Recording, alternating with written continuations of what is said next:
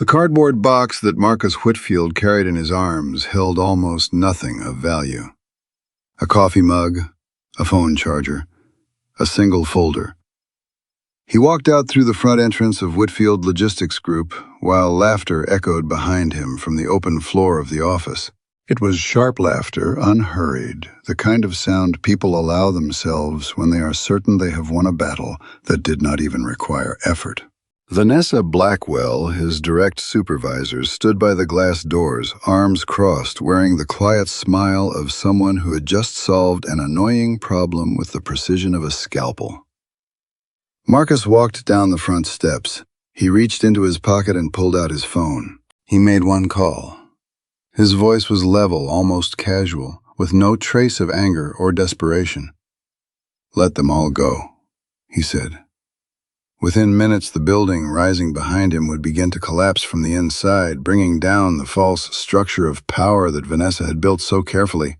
Marcus Whitfield had returned to Chicago less than 3 weeks earlier when he walked into the headquarters of Whitfield Logistics Group downtown, carrying nothing but a leather bag and a last name that meant nothing to anyone in that building. And that was exactly what he wanted.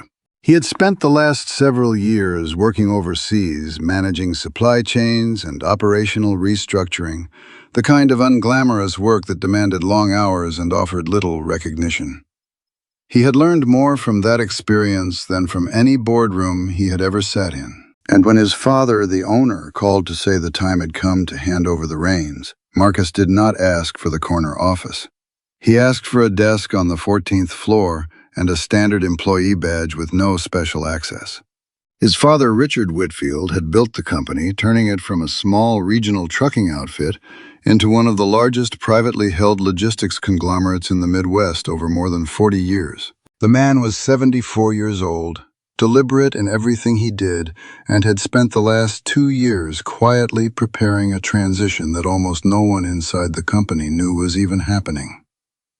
Richard had exactly one condition for his son.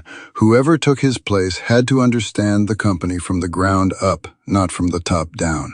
Marcus agreed without argument because that had always been his philosophy anyway.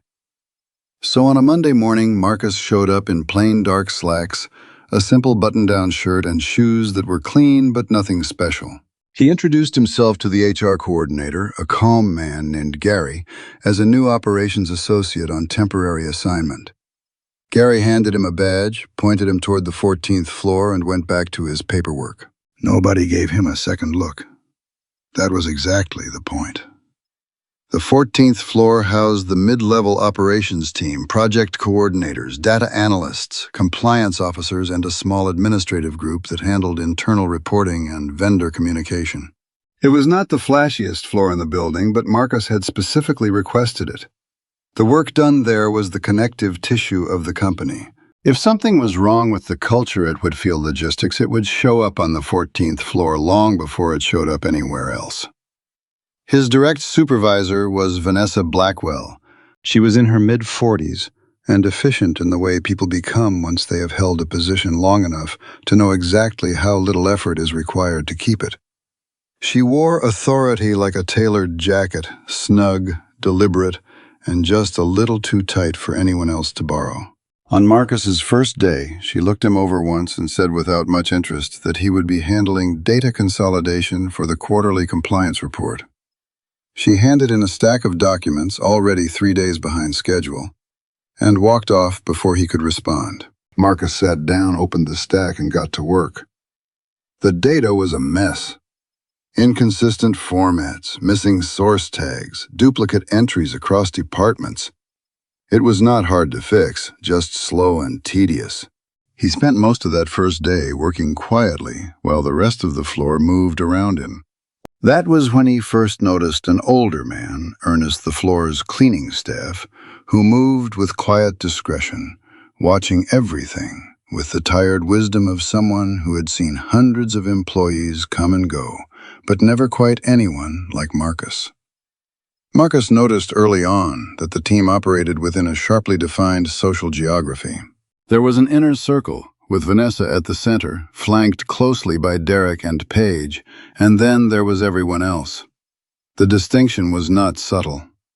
Derek was loud, loose with his opinions, and had a talent for saying things that sounded like jokes but never quite were. Paige was quieter but sharper, the kind of person who watched everything and said only what was necessary to stay aligned with whoever held the most influence in the room. By the end of his first week, Marcus had finished 3 tasks that had originally been split among 4 people. He did not announce it. He simply dropped the finished reports into the shared drive, formatted cleanly, and moved on, watching the whole structure teeter on its own arrogance. 2 days later, Marcus overheard Derek telling Vanessa that the consolidated vendor report was ready. The very document Marcus had spent 12 hours restructuring got praised by the compliance director. Derek took credit without hesitation, without so much as a flicker of discomfort. Vanessa nodded in approval and CC'd Derek on the follow-up email sent to senior leadership. Marcus's name appeared nowhere in the thread. He read the email, closed his laptop, and went to pour himself a cup of coffee, feeling the injustice turn like a well-oiled gear. He was not surprised. He was paying attention, cataloging every crack in that broken little system. Over the following 2 weeks, a pattern settled in with almost no variation. Any work Marcus completed that produced a good result got claimed by someone else, usually Derek or Paige, and sometimes Vanessa herself. Any process that went wrong, a delayed reply, a misfiled document, a breakdown in communication between departments, found its way to Marcus's desk as if it were his fault, whether he had been involved or not. The floor had a well-worn system for this. Mistakes needed a name attached before they reached Vanessa, and that name was almost always the person with the least power to push back. Marcus was that person, and for now he chose to stay that way, collecting evidence like pieces of a puzzle waiting to be finished. Some moments were harder to sit with than others. One afternoon, a compliance analyst named Renee, a woman in her early 30s who had been with the company 6 years, made a minor formatting error in a regulatory filing. The mistake was small and easily fixed, but Vanessa called it out in the middle of the open floor in front of the entire team, her voice carrying just enough edge to make sure everyone heard it. Renee went very still, her face carefully controlled, and said only, "Yes. I understand. I'll fix it right away." After Vanessa walked off, Renee sat staring at her screen for a long moment without moving her shoulders, sinking under some invisible weight. Marcus watched that moment and filed it away with everything else he had been collecting, a real pang of anger rising in his chest. What struck him was not the correction itself, but the way Renee absorbed it. The practiced stillness of someone who had learned that any visible reaction would only be used against her. There was also a quieter cruelty running underneath the surface. Lunch plans made loudly enough for Marcus to hear, then finalized in a way that made it clear he was not invited. Questions aimed at him in meetings that were not designed to gather information, but to expose gaps, carefully staged in public so any stumble became one more data point in the case against his competence. Requests that landed at 4:50 in the afternoon with deliverables due the next morning, always vague enough to shift blame if something went wrong. Marcus ran 5 miles most mornings before sunrise. He had learned to use those early hours to think, not just to exercise. On those runs, he processed what he was seeing without the noise of the office pressing in around him. He had walked into this arrangement expecting the ordinary friction of corporate life, some politics, some inefficiency, an occasional personality clash. What he found instead was a managed ecosystem. The intimidation on the 14th floor was not random or disorganized. It was institutional. It had a structure, a hierarchy, a shared understanding among its participants about what was allowed and what was protected.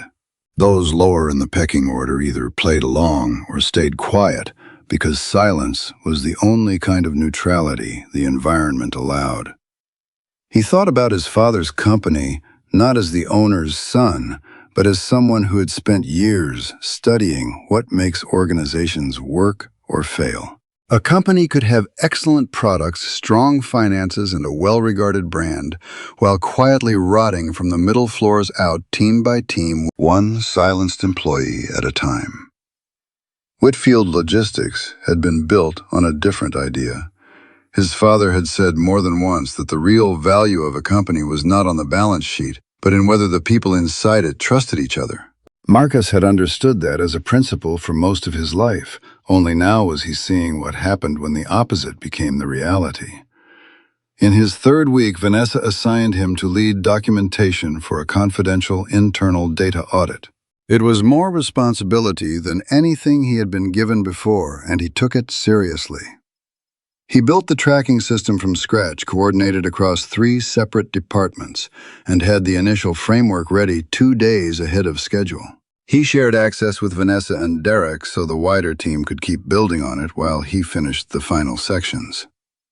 It was a reasonable professional decision. He would understand later exactly how it was used against him because in that environment, efficiency was not a virtue.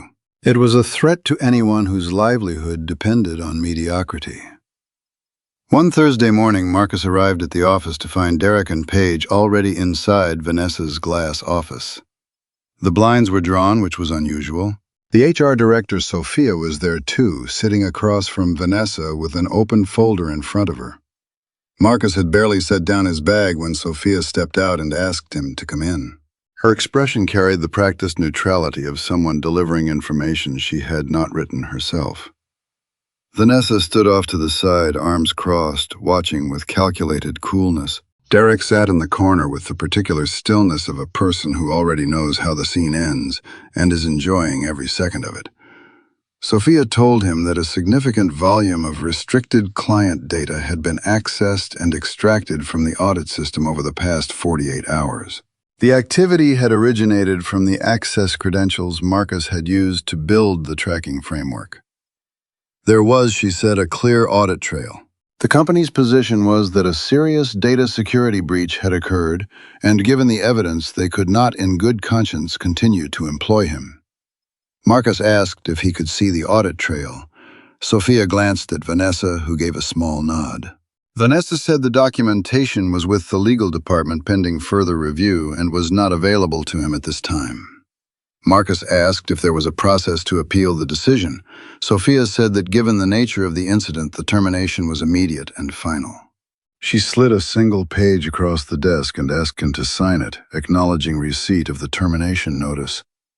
Marcus looked at the document for a moment, then signed it, his hand steady. He asked for a copy, which Sophia provided. He thanked her. He did not raise his voice. He did not look at Vanessa or Derek, whose eyes were small and triumphant.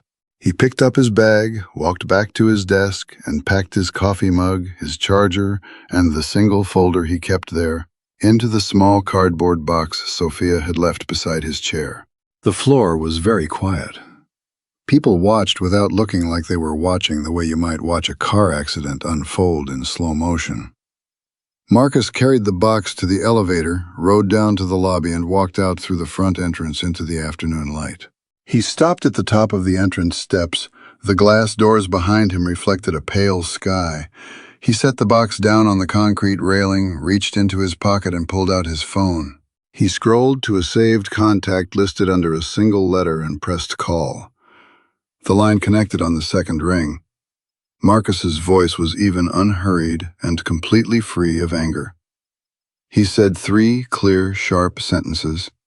The first was an instruction to contact General Counsel and convene the Board of Directors within the hour. The second was a request that the complete digital record of the 14th floor, every email, every access log, every performance review from the last 4 years, be placed under an immediate legal hold. The third sentence was the one that would echo through every hallway of that building before the day was over. Let them all go. He ended the call, picked up his box, and walked toward the parking structure. Behind him, through the glass doors, the lobby was already starting to shift, though no one inside knew it yet. The call lasted 4 minutes and 30 seconds.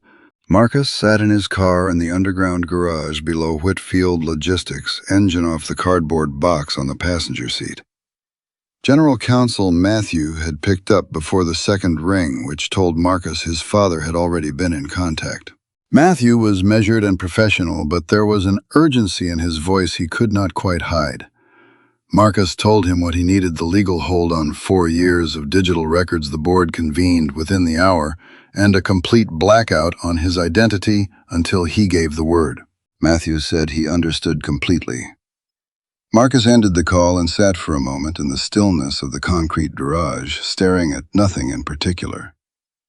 He was not angry. That surprised some people when they heard the story later, but it would not have surprised anyone who actually knew him. Anger required surprise, and Marcus had not been surprised by anything that happened on the 14th floor. He had been watching it get built for 3 weeks. What he felt sitting in that car was something closer to clarity, the kind that arrives when a problem you have been studying finally shows its full shape, and you understand exactly what it requires of you. He drove home, changed his shirt, and was back at the building 40 minutes later. This time he did not walk through the main lobby. He took the executive elevator on the private level, using the access code his father had given him on his first day back in the country, and rode straight up to the 32nd floor where the boardroom and executive offices ran along the entire west face of the building. The view from up there commanded the whole city in a way the 14th floor never did. Marcus had always thought that was part of the problem with how most companies were structured. The people at the top spent too much time looking out and not nearly enough looking down at what was actually happening inside their own house. Richard Whitfield was already in the boardroom when Marcus arrived. The older man stood at the head of the long table, not seated because Richard never sat during meetings when he was agitated. He was dressed as always, a dark suit with no tie, his white hair cut close, his posture carrying the particular rigidity of someone who had never quite stopped being a Marine, even decades after the fact. He looked at his son as Marcus walked in, and something in his expression shifted. It was not relief exactly, but something close to it. Matthew was already there with 2 members of the legal team. 2 board members had joined remotely and appeared on the screen at the far end of the room. Sophia, the HR director, who had handed Marcus his termination notice only hours earlier, had also been summoned. She sat at the end of the table with the careful composure of someone who understood her position in that room had shifted considerably since that morning. Richard did not open the meeting with pleasantries. He confirmed the legal hold was in place, that IT security had already been called in to run a parallel audit of the data access logs, and that no one on the 14th floor had been told anything had changed. The building was still running exactly as it had 2 hours earlier. The 14th floor believed they had won. Marcus stood at the table and walked through the last 3 weeks without notes. He described the pattern of stolen credit, the deliberate shifting of blame, the fabricated data breach. He told them about Renee, about the 450 deadlines, about the email chain where Derek took credit for 12 hours of Marcus's own work. Sophia listened without expression, but Marcus noticed her hand tighten slightly around the folder in front of her. She had been handed a document that morning and told to deliver it without ever being allowed to examine the underlying evidence. That much clear. Matthew's team had already begun pulling the access logs. Within the first 30 minutes of review, the trail was obvious. The data extraction flagged under Marcus's name had indeed started with his credentials, but the originating device did not match any machine he had ever logged into. The IP address resolved to a workstation registered to Derek. Someone had obtained Marcus's credentials and used them from Derek's terminal. It was not sophisticated. It was the kind of thing that worked because the people doing it had never been seriously questioned before. Matthew laid the preliminary findings on the table and said simply that the setup was unmistakable. The legal team would need a few more hours to compile the full picture, but what they already had was enough to act on. Richard looked at Marcus and asked how he wanted to proceed. Marcus said he wanted the company-wide meeting to go ahead as planned, and he wanted the evidence presented without any advance announcement of who he was. His father nodded. Sophia was instructed to prepare the company-wide notice and to say nothing beyond what the notice contained. The all-hands meeting was set for 4 o'clock. The notice went out to the entire company through the internal system, every floor, mandatory attendance in the main atrium. The message was short. The founder and chairman had an announcement regarding the company's future leadership.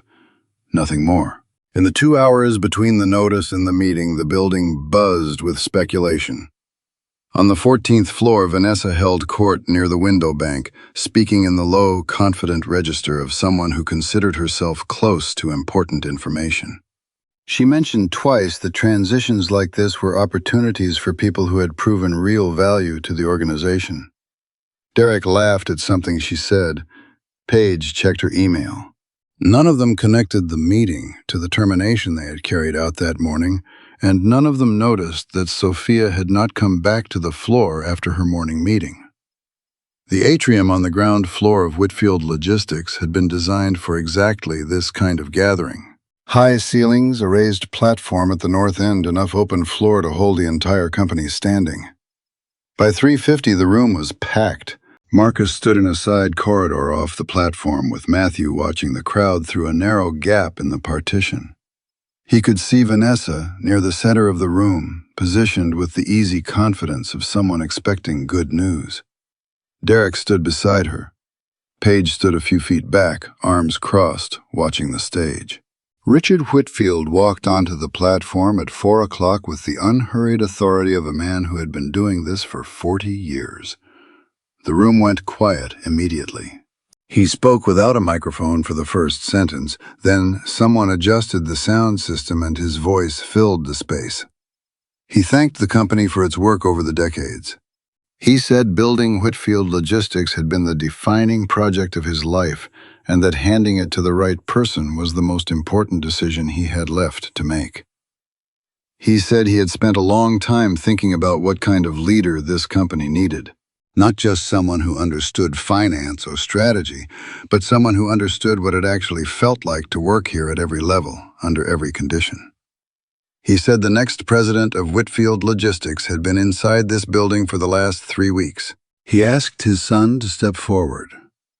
Marcus walked onto the platform. He was wearing the same clothes he had been fired in that morning, the plain, dark slacks, the simple button-down shirt, the clean but unremarkable shoes. He carried nothing. He stood beside his father and looked out over the atrium, and the silence that fell over the room was total. It was the specific silence of several hundred people processing something that did not fit any category they had prepared for. From the platform, Vanessa's face moved through several rapid changes, recognition first, then calculation, then something that did not have a clean name. Marcus watched it happen and felt nothing reactive. He had not come up there to enjoy this moment. He had come to start the work. He did not give a speech. He gave his name, his background, briefly, his father's intent, and the fact that he had asked to begin his time at Whitfield Logistics as an ordinary employee. He said that decision had been the most instructive 3 weeks of his professional life. He said he had learned a great deal about the company, and that some of what he had learned required immediate attention. He thanked his father, stepped aside, and asked Matthew to speak. Matthew was precise and unhurried the way lawyers get when they are presenting findings they are completely certain about. He explained that in connection with a personnel matter that had occurred earlier that day, the legal department had opened a review of records from the 14th floor operations team. He said the review had uncovered evidence of a fabricated data breach used to terminate an employee without just cause, and that closer examination of the records was already revealing a broader pattern of conduct the company was taking very seriously.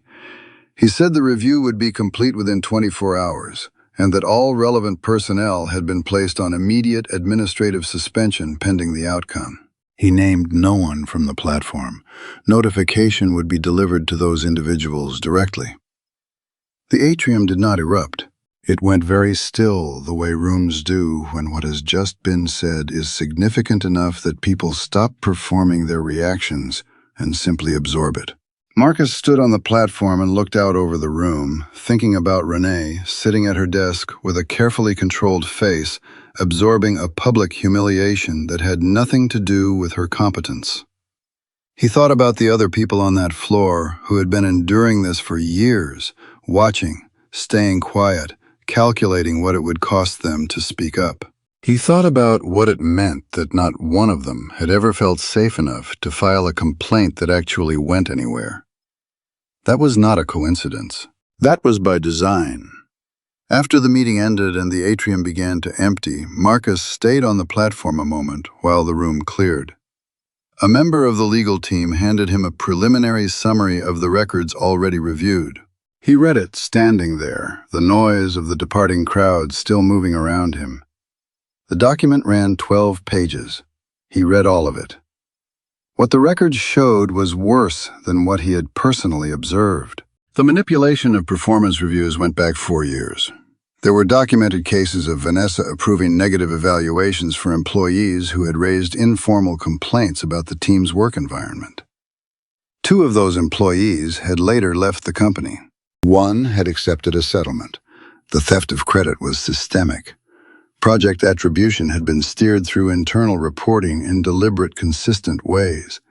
Derek's name showed up in more than 30 instances. Pages in 19. Vanessa sat above all of it in one form or another, either directly or as the approving authority. Marcus handed the summary back to the legal team member and asked how long the full audit would take. The answer was 12 to 16 hours for complete documentation.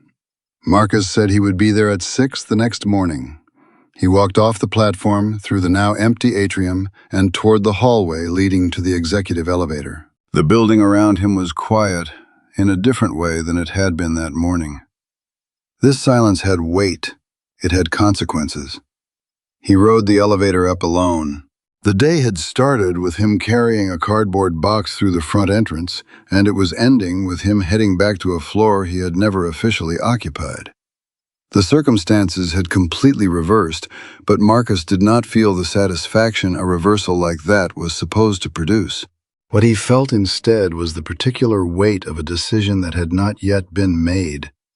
One that would determine more than any announcement or audit finding what kind of leader he was actually going to be.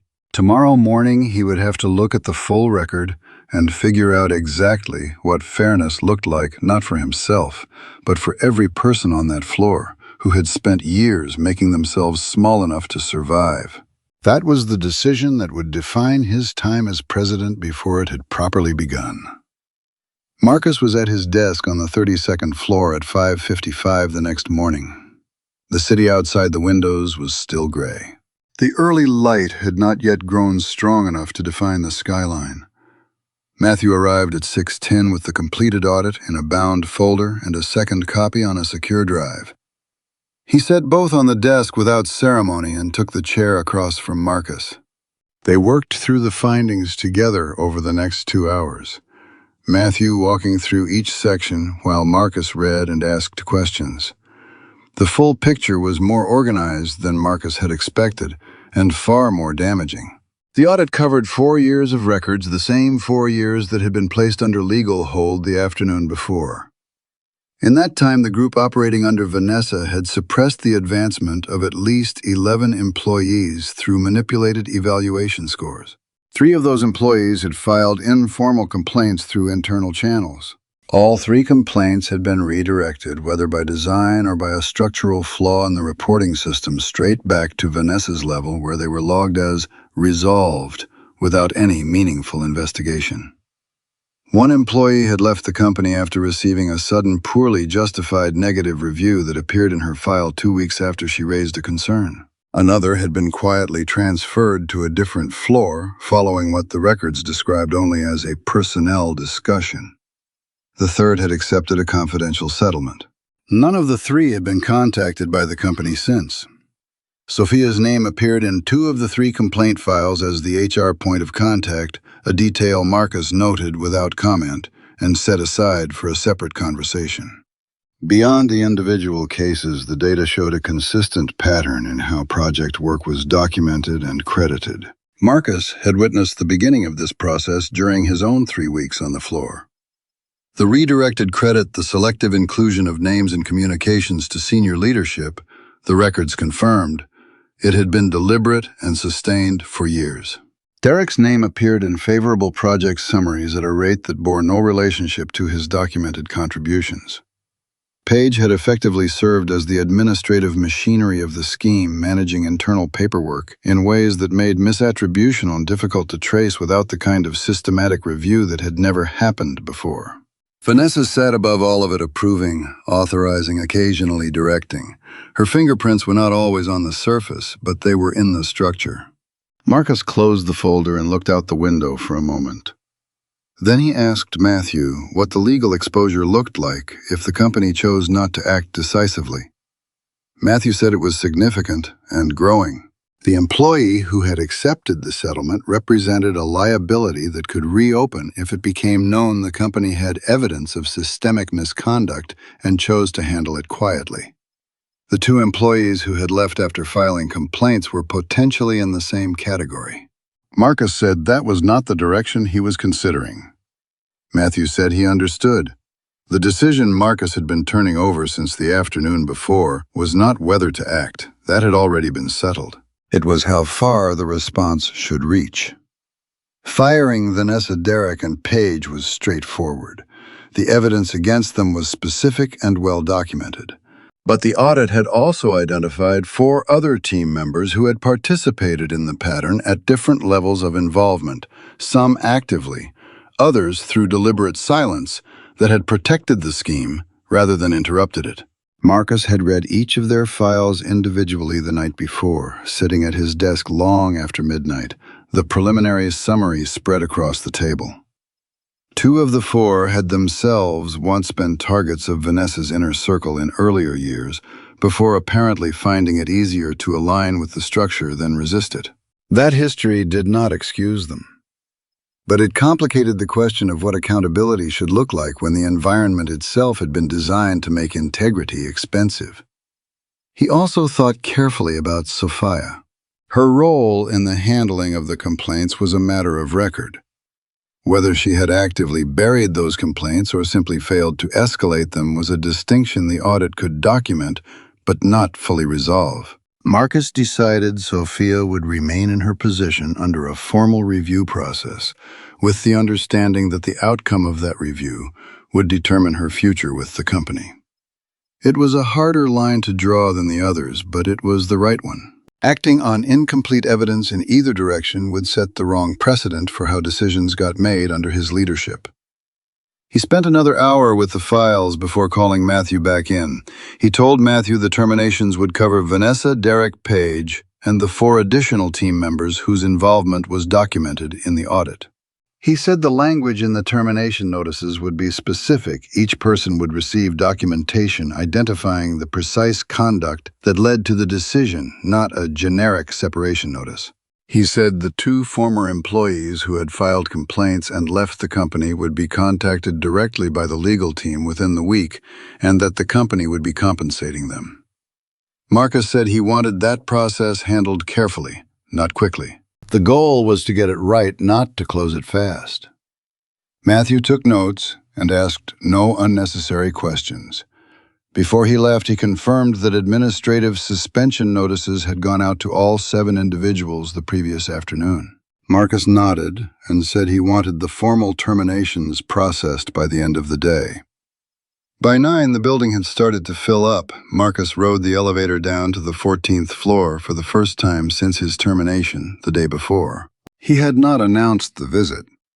He stepped off the elevator and paused for a moment in the open area near the entrance to the floor. He looked at the space, the rows of desks, the glass-walled offices along the far wall, the window bank where Vanessa had stood the day before, speaking in the low, confident register of someone who believed the future was arranged in her favor. The desks that belonged to Vanessa, Derek, and Page sat empty, and they would stay that way.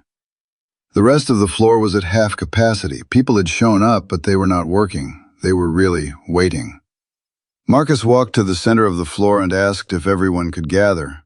It took less than a minute. The remaining team members formed a loose semicircle, some standing, some pulling chairs over. Everyone watched him with the careful attention of people who had learned that reactions were never free. Marcus did not stand behind anything, no podium, no desk. He stood in the open floor space and spoke at a normal volume, loud enough for everyone to hear. He said he wanted to be direct about what had happened and what was going to happen next.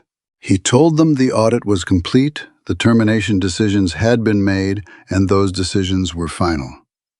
He said he was not there to explain himself or ask for their approval. He was there because the people in that room had worked in a particular environment for years, and some of them had been hurt by it, and he thought they deserved to hear that from him directly, rather than through a company memo. He said the performance evaluation system that had governed this floor was being suspended immediately, and that every performance record from the last 4 years would be reviewed by an independent HR team before it could be used for any purpose going forward. He said that if anyone in the room had concerns, documented experiences, or information they had been holding on to, there would be a formal reporting channel open within the week, one that would not be routed through any manager. It would go straight to the legal department and to him. He asked if there were any questions. The room stayed quiet for a moment. Then Renee, the analyst, who had been publicly corrected at her desk in front of the whole team, raised her hand. She asked whether the review of performance records would affect decisions that had already been made, promotions that had been denied, roles people had been passed over for. Marcus said yes. He said the review was specifically designed to identify and correct outcomes where the records showed an evaluation had been influenced by the conduct now under investigation. Renee nodded and lowered her hand. She did not say anything else, but something in the set of her expression shifted, not dramatically, just a slight release of something that had been held carefully in place for a long time. Marcus noticed it, did not comment on it, but he registered it. A man near the back of the group, a project coordinator who had been on the floor for almost 3 years, raised his hand next and asked whether the people who had stayed silent would be penalized. It was a fair question, and Marcus answered it directly. He said the review focused on documented participation in misconduct, not on silence. He said he understood that staying quiet in that environment had not been a neutral choice, it had been a survival choice, and he was not interested in punishing people for calculating what it would cost them to speak up when the system never gave them a safe way to do it. What he cared about was making sure that calculation never had to happen again. The coordinator nodded and lowered his hand. A few people around him visibly exhaled. Marcus spent the rest of that morning moving through the building, floor by floor. He did not schedule the visits in advance. He would show up, ask people to gather, and have the same conversation he had had on the 14th floor. What happened? What was being done? What would be different? What could they expect from him? Some floors were more guarded than others. Some people asked questions. Most just listened. A few watched him with a particular skepticism of people who had heard leadership promises before and were not yet ready to adjust their expectations. Marcus did not ask them to trust him. He told them what he was doing and left it there.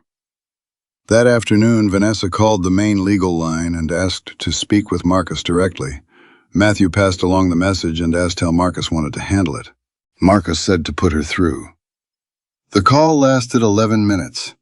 Vanessa did not open with an apology. She opened with context, the pressure she had been under, the expectations from above, the competitive nature of the environment she had inherited when she took the management role. Marcus listened without interrupting.